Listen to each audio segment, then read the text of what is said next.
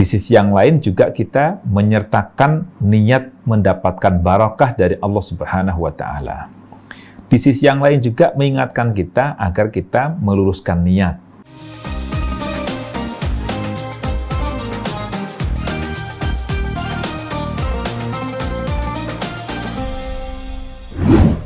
Baik, kalau kita baca di terjemah Mushaf Kementerian Agama, kita jumpai terjemahnya, bacalah dengan menyebut nama Tuhanmu yang menciptakan.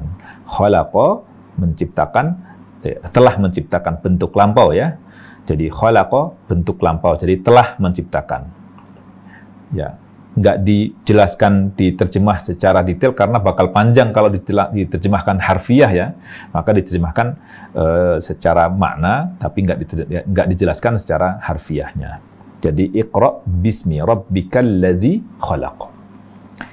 Di tafsir Al-Mukhtasar, Mukhtasar fi Tafsir Al-Quranil Karim, para ulama kita semuanya menyebutkan, menafsirkan dengan Iqra ayyuhar rasul, bacalah wahai rasul, maksudnya ar-rasul Rasulullah sallallahu alaihi wasallam.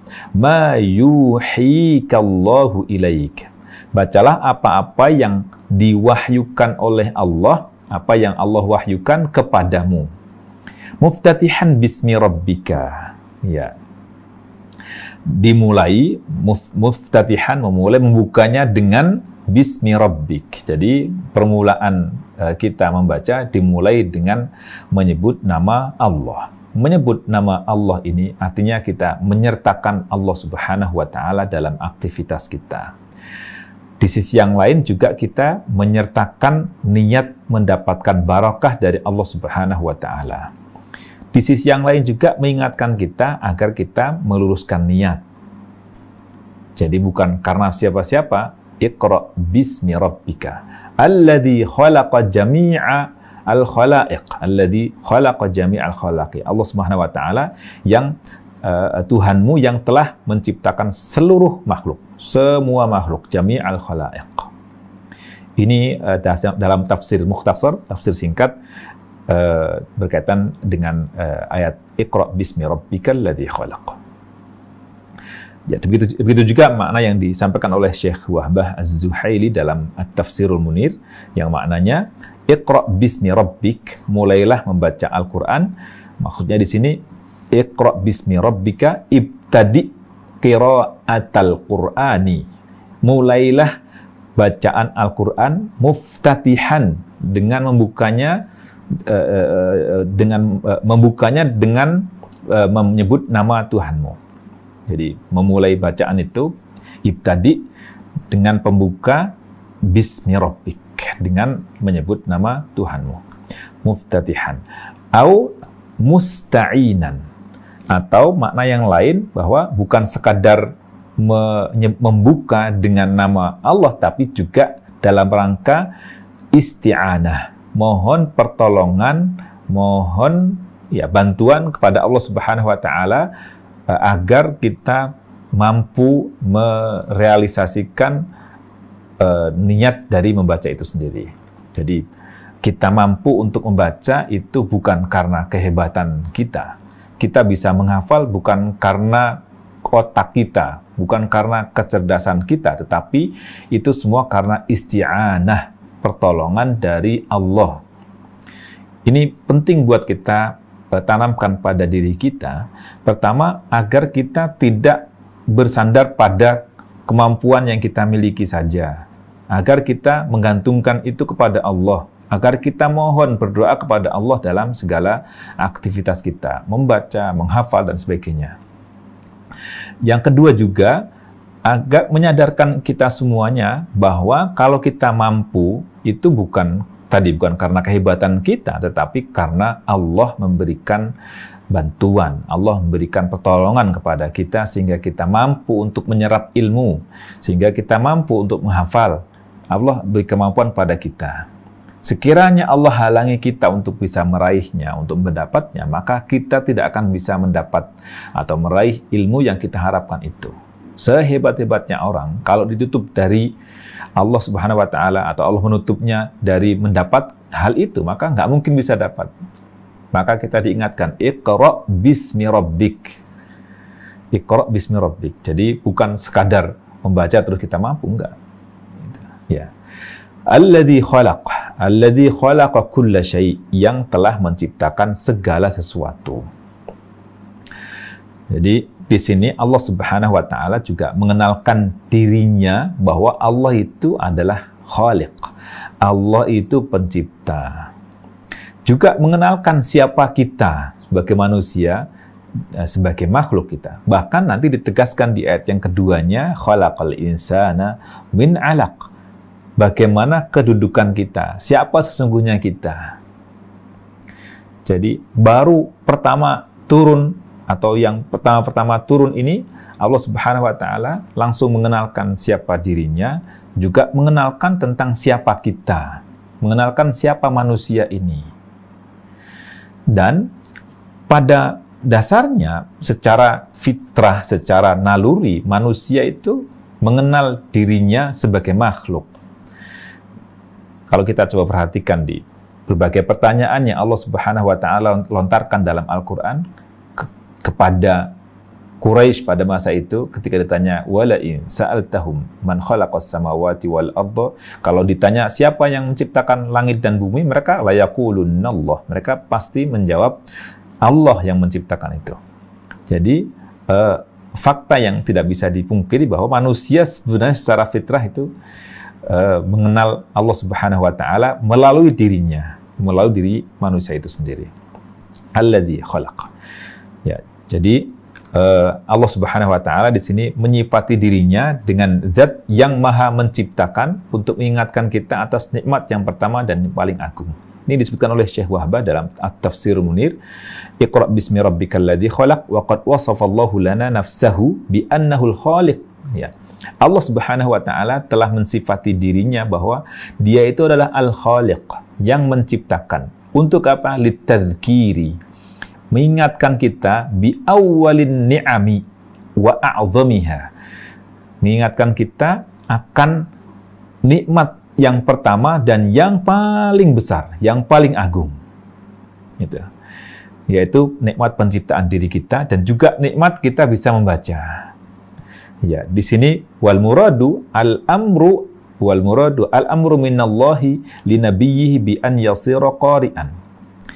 Jadi maksudnya di sini adalah bahwa perintah di sini Iqra itu, Iqra bismi rabbikal ladzi khalaq itu perintah dari Allah untuk nabinya agar nabi itu menjadi orang yang mampu membaca.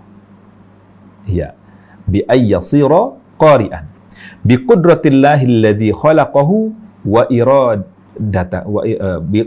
bi qudratillahi alladhi khalaqahu wa iradatihi, dengan kudrah dan iradahnya Allah, dengan maha kuasa dan kehendaknya Allah, maka Nabi SAW bisa membaca. Wa illam yakum min qabl qari'an, meskipun Nabi SAW dari dulunya nggak bisa baca, wala katiban, juga tidak bisa menulis.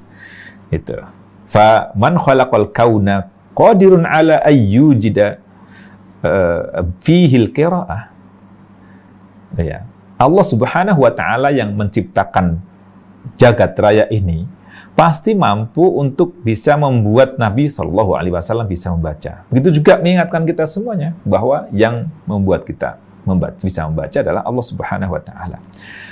Dalam konteks Nabi SAW, wa illam yata'allamha sabiqan, meskipun Nabi SAW tidak belajar membaca kepada siapapun sebelumnya, tidak kepada orang tuanya, tidak juga kepada tetangganya, tidak juga kepada umat-umat yang pada masa itu telah memiliki peradaban Persia dan Romawi, tapi Nabi SAW, Allah yang mengajarinya membaca. Ya, jadi ini mengingatkan kita tentang bagaimana Allah Subhanahu wa taala menciptakan kita dan Dia yang membuat kita mampu untuk membaca. Jika kita perhatikan Iqra bismi rabbikal ladzi khalaq dan berkaitan dengan Nabi Muhammad SAW yang ummi. Nabi SAW ummi, tapi Allah perintah untuk membaca. Di sini taujihul amri bil qiraati ila nabiyyin ummiyin la ta'arud fihi. Perintah ini tidaklah kontradiksi meskipun Nabi Shallallahu Alaihi Wasallam tidak bisa membaca. Kenapa? Li'annal qira'ata takunu min maktubin wa takunu min matlubin. Karena membaca itu bisa jadi dari tulisan dan juga bisa jadi membaca dari proses meniru dari apa yang didengar atau dibaca oleh orang lain. Dan dalam konteks ini Jibril alaihissalam yang membaca, Nabi SAW menyimak, dan dengan izin Allah Subhanahu Wa Taala yang mengajari adalah Allah Subhanahu Wa Taala, Nabi mampu membacanya, mampu menghafalnya, mampu mengingatnya. Ya, maka di sini Nabi menyimak dari Jibril alaihissalam. Dan di sini juga Allah Subhanahu Wa Taala menunjukkan mukjizat. Tentu banyak lagi mukjizat yang Allah Subhanahu Wa Taala tunjukkan kepada kita semuanya berkaitan dengan Nabi Shallallahu Alaihi Wasallam. Bagaimana seorang Nabi yang ummi, seorang Nabi yang tidak bisa membaca dan tidak bisa menulis, tapi kemudian jadi muallim, menjadi pengajar, menjadi sumber ilmu bagi kita semuanya. Karena apa? Wahyu dari Allah Subhanahu Wa Taala. Di sisi yang lain mengingatkan kita, saya tidak semuanya dan akhwati semua dan rekan-rekan semuanya, bahwa orang menjadi punya kedudukan, orang menjadi dipandang itu tidak lepas dari ilmu. Maka Allah ingatkan di surah Al-Hasyr, yarfa'illahu alladhina amanu minkum walladhina utul ilma darajat. Allah tinggikan sebagian orang beriman dan orang-orang berilmu itu sekian derajat lebih tinggi dibandingkan dengan orang yang tidak berilmu. Maka di ayat yang lain Allah ingatkan, qul hal yastawil ladzina ya'lamuna wal ladzina la ya'lamun. Katakanlah wahai Muhammad, apakah sama antara orang yang tahu, antara orang yang berilmu dengan orang yang tidak tahu atau orang yang tidak berilmu? Tentu beda kan, orang yang berilmu dengan orang yang tidak berilmu. Maka di sini mendorong kita, memotivasi kita agar kita beramal dengan ilmu, agar kita senantiasa menambah ilmu, terus belajar. Itu. Dan di sini alur atau konteks ayat ini juga menunjukkan dua hal tentang baca tadi ya, baca dengan membaca tulisan, juga membaca dari apa yang dibaca oleh orang lain atau yang terdengar dari orang lain. Ya, jadi terjemahnya saya tuliskan di situ juga, rekan-rekan bisa membacanya bagaimana Nabi Shallallahu Alaihi Wasallam ini. Baik, kemudian disebutkan di sini Iqra bismi rabbik. Kenapa Iqra bismi rabbik bukan bismillah? Kenapa bismi rabbika? Karena sifat Rabb, kalau kita perhatikan di sini ya, sifat rabbika huna madlulur rububiyyah alladhi yunabbihul abda ila ma aulahu Allahu iyyahu minat tarbiyati war riayati wal inayah.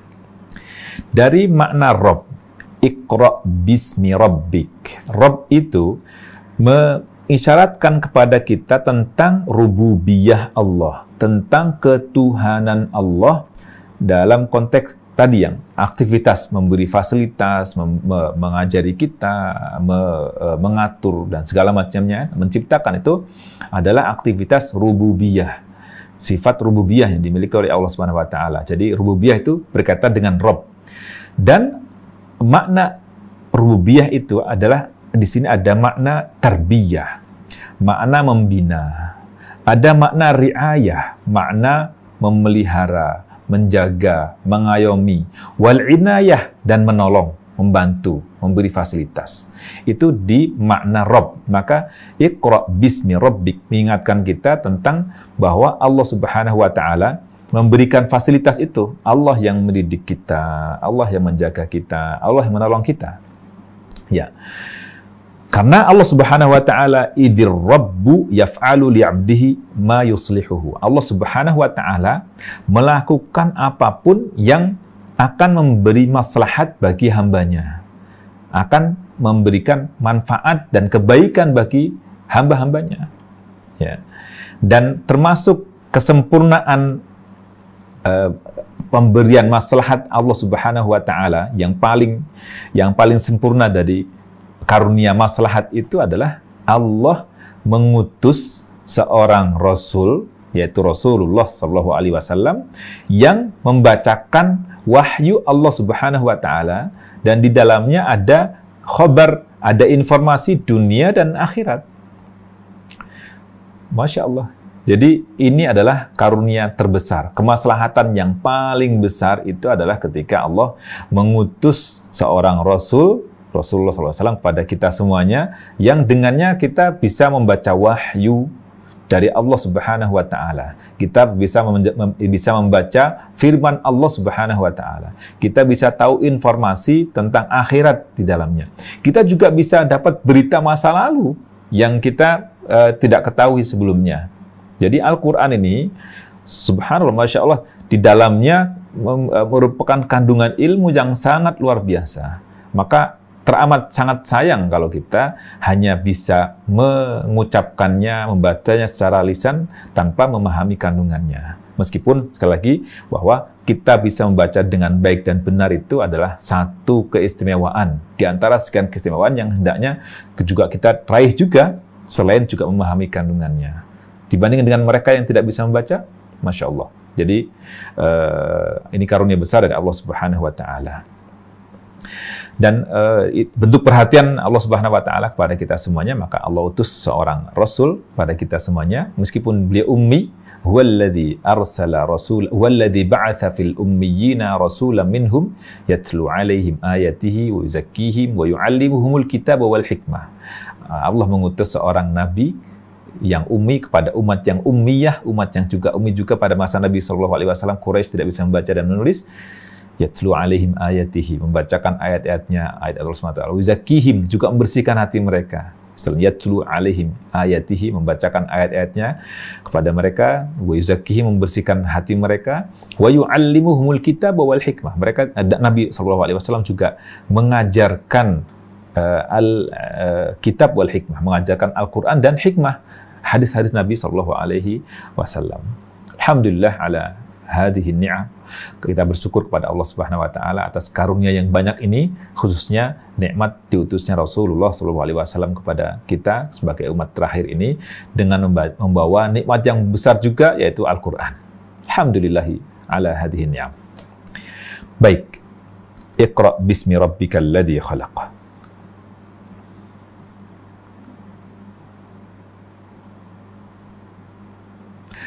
Pada firman Allah Subhanahu wa Ta'ala, Iqra bismi rabbikal ladzi khalaq, terutama diperintah Iqra.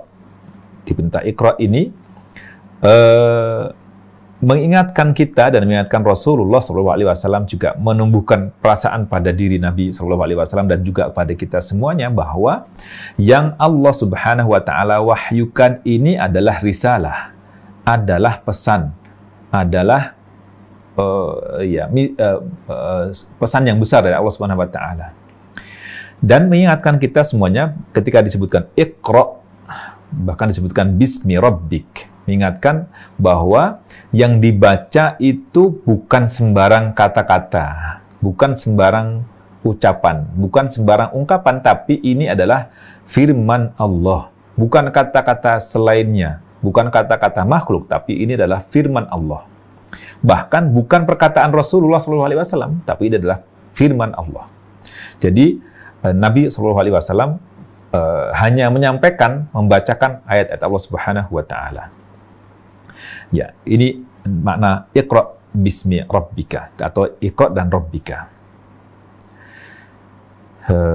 Iqra di sini perintah bagi Nabi SAW, untuk Nabi SAW dari Allah Subhanahu wa Ta'ala, dan ditegaskan dengan yang dibaca bukan perkataannya, bukan juga perkataan Jibril, tapi perkataan Allah Subhanahu wa Ta'ala. Di ayat ini kita bisa ambil pelajaran bahwa ketika Allah membuka surah Al-Alaq dengan Iqra, atau membuka wahyunya dengan Iqra, ini mengisyaratkan kepada kita betapa pentingnya kita punya ilmu, betapa pentingnya membaca. Ya, terutama bagi Nabi SAW dan umat Nabi yang ada di Quraisy pada masa itu, di Makkah pada masa itu, tidak bisa membaca dan menulis. Ini tentu suatu yang spesial ya, ketika diperintah yang pertama kali turun langsung Iqra itu. Jadi maka bisa disimpulkan bahwa kemajuan umat atau maju mundurnya umat itu tergantung pada perhatiannya terhadap ilmu. Jadi kemajuan umat tergantung pada perhatian mereka pada ilmu. Kalau tidak punya perhatian lagi terhadap ilmu, sudah malas baca, malas juga belajar, maka disitulah letak kemundurannya dan bakal tidak bisa mengalahkan yang lainnya. Kalau kita coba perhatikan bagaimana negara-negara maju menjadi terdepan, itu tidak lepas dari semangat mereka menuntut ilmu dan semangat mereka dalam membaca. Maka ya wajar kalau kemudian kita menjadi umat yang terbelakang, atau bukan terbelakang, terdahului, karena mungkin karena kemalasan kita dalam menuntut ilmu atau kurangnya kita untuk belajar. Baik. Kemudian kita perhatikan di sifat Allah dengan khalaq. Ya, tadi di awal saya sebutkan bahwa kata khalaqa ini dia menciptakan, Allah menciptakan, tapi Allah menciptakan tapi tidak disebutkan siapa makhluknya. Iqra bismi rabbikal ladzi khalaq. Sifat menciptakan tanpa menyebutkan objeknya agar mencakup semua yang ada. Jadi Allah menciptakan segala yang ada. Tidak hanya menciptakan manusia, tapi juga menciptakan semua makhluknya.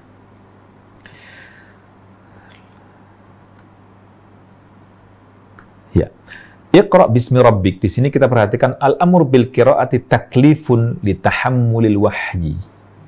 Perintah untuk membaca, yang dalam konteks ini adalah membaca Al-Quran, ini merupakan taklif, tugas atau penugasan li tahammulil wahyi, untuk mengemban wahyu. Ya. Akhwati semuanya, coba bayangkan yang diterima oleh Rasulullah SAW berupa Al-Quran itu adalah firman Allah Subhanahu wa Ta'ala. Dan yang kita baca saat ini adalah yang diterima oleh Rasulullah SAW itu. Betapa mulianya ketika kita membaca Al-Quran, mengkaji Al-Quran, mendalami Al-Quran. Maka sampai para ulama, atau dalam hadis ya, orang yang membaca Al-Quran atau belajar Al-Quran itu, ya mengemban risalah yang diemban oleh Rasulullah SAW. Hanya saja kita tidak mendapat wahyu itu langsung dari Jibril, dari Allah Subhanahu Wa Taala melalui Jibril, tapi kita melalui Rasulullah SAW dan guru-guru kita semuanya. Jadi ini merupakan karunia yang sangat luar biasa, bagaimana mereka, para guru-guru kita semuanya telah mengajari kita semuanya dalam baca Al-Quran. Semoga pahala kita semuanya mengalir kepada para guru-guru kita semuanya sampai ke Rasulullah SAW. Iqra bismi rabbikal ladzi khalaq. Tadi dikata Iqra, ini perintah di sini adalah tugas mengemban wahyu. Yang kedua, bismi rabbik. Iqra bismi rabbik ini menjelaskan sumber dari yang dibaca itu, bahwa sumbernya dari Allah Subhanahu wa Ta'ala, bukan dari siapa-siapa. Kemudian alladzi khalaq, dijelaskanlah siapa yang Rob itu siapa. Maka dibuktikanlah bahwa risalah ini berasal dari Allah Subhanahu wa Ta'ala yang menciptakan kita, menciptakan jagat raya. Dan juga membuktikan tentang fungsi dari Rasulullah SAW. Baik, ini ayat yang pertama, Iqra bismi rabbikal ladzi khalaq. Kita akan bahas ya keduanya, khalaqal insana min 'alaq. Allah Subhanahu wa Ta'ala khalaqa. Tadi yang terakhir disebutkan akhir ayat yang pertama itu Iqra bismi rabbikal ladzi khalaq. Ya, ayat yang kedua, khalaqal insana min 'alaq. Diulanglah kata khalaqa. Ayat yang pertama ditutup dengan khalaqa, ayat yang kedua dimulai dengan khalaqa. Menyebutkan yang lebih detail dibandingkan dengan yang pertama. Yang pertama, khalaqa jami'al khalaiq, menciptakan semua makhluk, dan di sini menyebutkan yang lebih khusus, lebih spesifik, Yang pertama menyebutkan yang global, yang di sini dirinci. Nah, perincian di sini dan disebutkanlah manusia ini bukan tanpa maksud. Tentu ada maksud di baliknya, ada hikmah di baliknya. Khalaqa, dia telah menciptakan. Ini kata kerja. Subjeknya siapa? Subjeknya tidak disebutkan, yaitu kata huwa, dia. Yang menciptakan siapa? Huwa. Kembali kemana? Ke tadi Rabbika. Bahwa Rabb itu menciptakan jagat raya dan menciptakan al-insana. Ini sebagai objeknya. Al-insana sebagai objeknya. Al-insan di sini, ini kata tunggal, tapi maksudnya adalah jenis manusia. Jenis manusia, jadi semua manusia, laki-laki, perempuan, kaya, raya, miskin, dan semuanya masuk di definisi al-insan ini.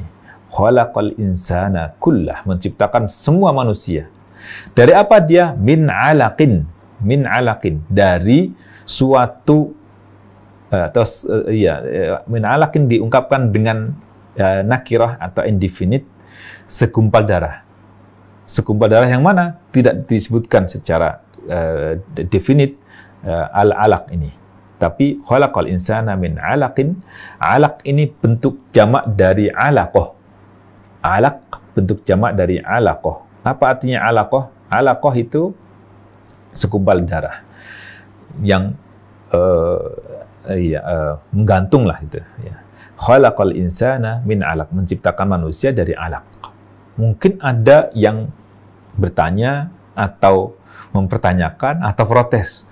Katanya manusia dari tanah. Katanya manusia dari pembuahan sperma pada ovum. Kenapa kok disebutkan di sini min alaq? Ya. Nanti ada jawabannya insya Allah ya. Jadi khalaqal insana min alaq. Faham ya? Khalaqal insana min alaq. Insana ini sebagai bukti objeknya pakai fathah. Nah, alaq tadi jamak dari alaqah. Ini menunjukkan bahwa al-insan ini adalah jenis manusia. Jadi bukan satu, tapi satu masuk jenis manusia. Maka disebutkanlah alaq dengan pola jamak, dengan bentuk jamak, karena manusia bukan hanya satu, tapi jenis manusia yang akhirnya banyak ini. Ya, alaqah bentuk tunggalnya, alaq bentuk jamaknya. Khalaqal insana min alaq. Baik, diterjemah Kementerian Agama kita jumpai terjemahnya, dia telah menciptakan manusia dari segumpal darah, dari segumpal darah.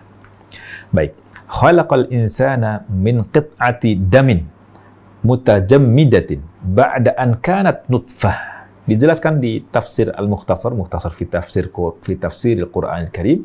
Para ulama kita, para penulis buku ini yang menyusun kitab tafsir ini mengatakan khalaqal insana, dia telah menciptakan manusia min qit'ati damin, dari sepotong darah, mutajammidah, beku.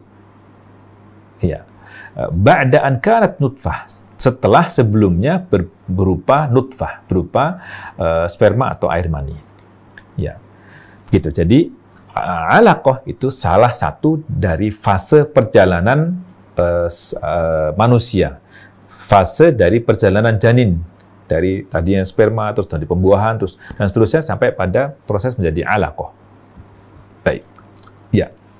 Khalaqal insan, telah menciptakan manusia min alaqin, dari segumpal darah. Al-alaq merupakan bentuk jamak dari kata alaq. Alaqah yang berarti segumpal darah yang beku. Baik. Tadi sudah jelaskan bahwa al-insan itu jenis manusia, jadi banyak ya. Ya. Dibedakan dalam bahasa Arab antara alaqah dan alaqah itu berarti darah yang beku. Kalau masih mengalir namanya al-masfuh. Darah yang mengalir, darah segar mengalir namanya al-masfuh. Baik, yang sudah beku, yang beku namanya alaqah. Baik. Khalaqal insana min alaq. Ya. Jadi ini Allah Subhanahu wa taala di ayat yang kedua ini merinci, ya, di sini disebutkan ya, khalaqal insana min alaq, hada tafsilun ba'da ijmalin wa bayanin lil ba'di minal kulli. Jadi Allah Subhanahu wa taala menyebutkan detail dari yang tadinya global, juga menyebutkan penjelasan bagian dari yang tadinya seluruh makhluk semuanya, maka disebutlah di sini manusia. Maka manusia adalah bagian dari makhluk yang banyak, ya. Di sini disebutkan menyebutkan tadinya umum semua makhluk, kemudian disebutlah manusia. Jadi umum dan khos, umum dan khusus. Disebutkan khususnya manusia.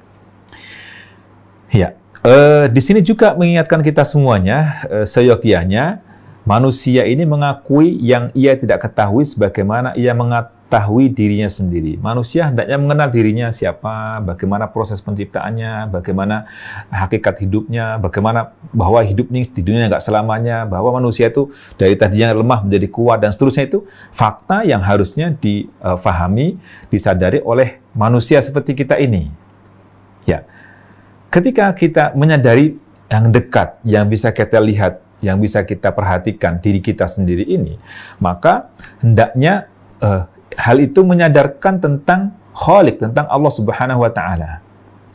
Ketika Allah Subhanahu wa Ta'ala mengkhabarkan kepada kita, menginformasikan tentang hakikat faktanya dan kondisi kita ini, dengan benar kita yakini penemuan ilmiahnya, dan kita yakini tentang hakikat yang Allah Subhanahu wa Ta'ala telah sampaikan dalam Al-Quran, maka yang diharapkan adalah kita juga meyakini hal-hal yang Allah Subhanahu wa Ta'ala informasikan kepada kita, yang kita tidak melihatnya secara langsung, kita tidak merasakannya secara langsung. Artinya, apapun yang datang dari Allah Subhanahu wa Ta'ala, sebagaimana kita ketahui tentang diri kita yang Allah informasikan kepada kita itu benar, maka yang datang dari Allah Subhanahu wa Ta'ala namun belum kita lihat, belum kita saksikan, belum kita rasakan, itu benar juga. Karena yang ghaib itu jauh lebih banyak daripada yang kita ketahui sekarang ini. Ya tentang kehidupan di alam kubur, ya tentang hari akhirat, tentang surga, tentang neraka, tentang malaikat dan sebagainya. Itu kan Allah beritakan kepada kita, Allah informasikan kepada kita sebagai berita ghaib yang kita nggak ketahui secara langsung. Tapi hendaknya kita bisa ambil korelasi yang bisa kita lihat dalam keseharian kita dengan yang tidak bisa kita lihat itu. Artinya yang kita lihat, yang kita saksikan, yang kita temukan secara ilmiah itu benar, dan itu yang diberitakan oleh Allah Subhanahu wa Ta'ala, maka yang lain pun juga benar. Begitu setiap kali kita jumpa dalam Al-Quran, Allah berikan pendekatan pada hal-hal yang bisa kita temui secara ilmiah, lalu Allah sampaikan juga hal-hal yang tidak bisa kita rasakan, belum kita jumpai saat ini. Maka hendaknya kita tidak hanya mengandalkan ainul yakin, tidak hanya bisa mengandalkan pandangan mata dengan keyakinan kita, tapi juga kita harus sampai pada derajat haqqul yakin, benar-benar bisa merasakan kebenaran itu meskipun kita belum sampai pada tahap itu. Betul, nanti di akhirat kita akan merasakan haqqul yakin, merasakan sendiri dan mendapat itu sendiri. Tapi sebelum itu maka kita harus bisa menanamkan pada diri kita dengan haqqul yakin bahwa apa yang Allah sampaikan itu benar adanya. Khalaqal insana min 'alaq. Dan disebutkan di sini insan, kenapa disebutkan manusia? Karena manusia secara khusus disebutkan untuk pemuliaan. Manusia mulia, Masya Allah. Dan mulianya tidak lepas dari kata yang pertama disebutkan, Iqra, qiraah tadi itu. Jadi Iqra itu kata perintah, qiraah itu kata nominanya ya, kata nominanya. Jadi kalau merintah Iqra, bacalah, jadi membaca itu qiraah. Atau bacaan itu juga qiraah. Jadi aktivitasnya, pekerjaannya Iqra tadi itu. Baik, ini tentang khalaqal insana min 'alaq. Kemudian di konteks ayat ini Allah Subhanahu wa Ta'ala mengenalkan wujud Allah Subhanahu wa Ta'ala secara otomatis, khalaqal insan, bahwa Allah lah pencipta manusia. Maka Allah menyebutkan yang manusia ketahui secara pasti. Tadi bahwa kita ini manusia, kita ketahui secara pasti tentang diri kita sendiri. Amat sayang kalau sekiranya manusia tidak mengenal siapa dirinya. Subhanallah. Maka tidak disebutkan sperma atau tanah sebagaimana di surah yang lain. Ya, kenapa nggak disebutkan dari sperma atau dari tanah sebagaimana disebutkan di surah yang lain? Tidak disebutkan itu karena apa? Karena tidak semua sperma jadi manusia. Tidak semua sperma jadi manusia. Dan itu mungkin terlalu berat bagi manusia untuk bisa memahami di permulaan ini. Maka disebutkanlah dengan alaq yang bisa diketahui oleh mereka. Manusia juga tidak menyaksikan penciptaan Nabi Adam, bahwa Nabi Adam diciptakan dari tanah. Maka nggak disebutkanlah khalaqal insana min turab. Juga tidak disebutkan khalaqal insana min mani. Di surah yang lain disebutkan tentang hal itu. tentang mim maniyyin yumna misalnya, tentang bagaimana penciptaan manusia dari mani itu. Baik, ini 2 ayat khalaqal insana min 'alaq, ayat yang keduanya. Semoga bisa kita ambil pelajaran dan menguatkan keimanan kita, juga mengingatkan tentang bagaimana posisi kita sebagai manusia tentang hal itu tadi. Jadi beberapa poin penting yang kita bisa lihat tadi tentang pesan-pesan yang bisa kita perhatikan. Yang pertama, kita hendaknya mengenal Allah Subhanahu wa Ta'ala. Kita dikenalkan oleh Allah kepada dirinya dari Iqra bismi rabbik tadi itu, bahwa Allah yang kita sembah, Allah yang kita puji, yang kita puja itu adalah Khaliq, pencipta kita semuanya. Oleh karena itu, hendaknya kita mencintai Allah Subhanahu wa Ta'ala karena Allah telah menciptakan kita, Allah telah mengaruniakan kemampuan kepada kita untuk menuntut ilmu, untuk membaca. Ini adalah karunia besar. Maka dengannya kita mencintai Allah Subhanahu wa Ta'ala, lebih mendekatkan diri kepada Allah Subhanahu wa Ta'ala, dan mensyukuri nikmat yang Allah karuniakan kepada kita. Yang kedua, hendaknya kita malu pada Allah Subhanahu wa Ta'ala. Kita masih banyak maksiat, tapi Allah Subhanahu wa Ta'ala berikan fasilitas banyak kepada kita semuanya. Kita berbuat durhaka kepada Allah, tapi Allah tetap sayang sama kita. Bayangkan coba, sekiranya Allah Subhanahu wa Ta'ala nggak sayang sama kita, kita berbuat maksiat langsung dibinasakan, langsung dihabiskan. Itu menunjukkan bagaimana Allah Subhanahu wa Ta'ala mulia. Nanti di ayat berikutnya, Iqra wa rabbukal akram, kita akan jumpai bagaimana karimnya Allah, bagaimana mulianya Allah Subhanahu wa Ta'ala itu. Baik, mungkin sementara ini yang bisa kita bahas, 2 ayat ini. Insya Allah kita lanjutkan lagi di pertemuan berikutnya. Yang pertama, ada pesan dari 2 ayat ini. Yang pertama, bagaimana kita hendaknya senantiasa menuntut ilmu, senantiasa membaca, dan juga otomatis nanti di pesan ayat berikutnya kita juga menulis juga, jangan putus untuk tetap membaca dan jangan putus dari menuntut ilmu. Yang kedua, hendaknya kita senantiasa mendekatkan diri kepada Allah Subhanahu wa Ta'ala, mengenal Allah Subhanahu wa Ta'ala lebih dekat lagi. Kita bisa perhatikan diri kita, perhatian makhluk yang lainnya, bagaimana Allah telah menciptakan itu, dan setiap makhluk yang ada pada di sekitar kita itu menunjukkan tentang wujud Allah Subhanahu wa Ta'ala, menunjukkan sifat-sifat yang dimiliki oleh Allah Subhanahu wa Ta'ala. Semoga Allah Subhanahu wa Ta'ala pilih kita hamba-hamba yang senantiasa dekat dengannya. Amin ya rabbal alamin. Wa sallallahu wa sallam wa baraka ala nabiyyina Muhammadin wa ala alihi wa sahbihi ajma'in. Walhamdulillahi rabbil alamin. Wassalamualaikum warahmatullahi wabarakatuh.